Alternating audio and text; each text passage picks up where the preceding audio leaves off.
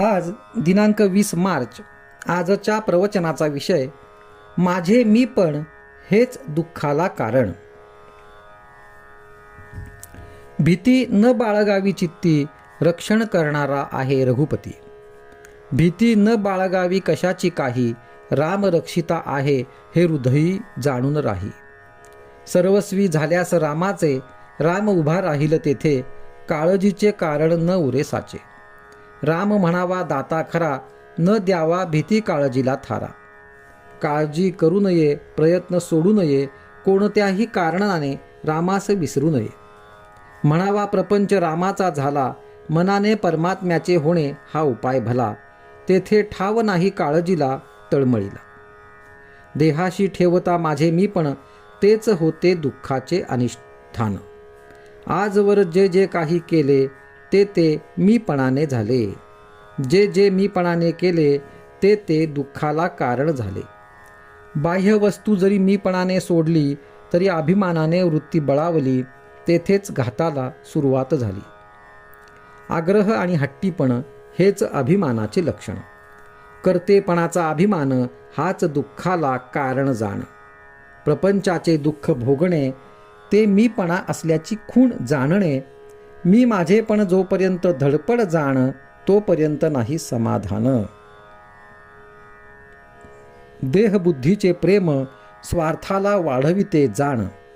स्वार्थाचे आपलेपण हेच घाताला कारण. आजवर जो जो प्रयत्न झाला, तो तो देहबुद्धी वाढवितच गेला. देहबुद्धीचा भाव तो मुळीच दुःखाचा ठाव.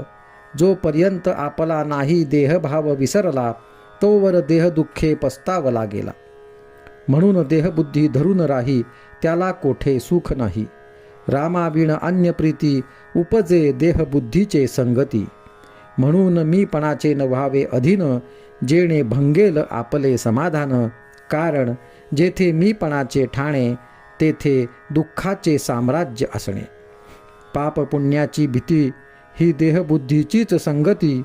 वासनेत जीव गुंतला, कष्टी फार फार झाला. आजवर वासना पोटी धरून राहिला, आपल्या हिताला नागवला. नदी जशी अखंड वाहते, वासना तशी सारखी वाहते. वासना भोगाने कमी होत नाही, त्यागाने नाहीशी होत नाही. आपण देहधारी, देहदुःख न सोसवे क्षणभरी. ज्याला म्हणावे मी माझे, त्यावर माझी सत्ता न गाजे. माझे इच्छेने माझे मलाच ठेवता येत नाही. जगाने माझे इच्छेने वागावे हे म्हणणे खरे नाही.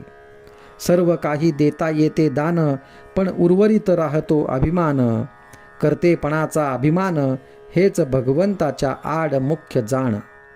म्हणून माझे मीपण हेच दुःखाला कारण.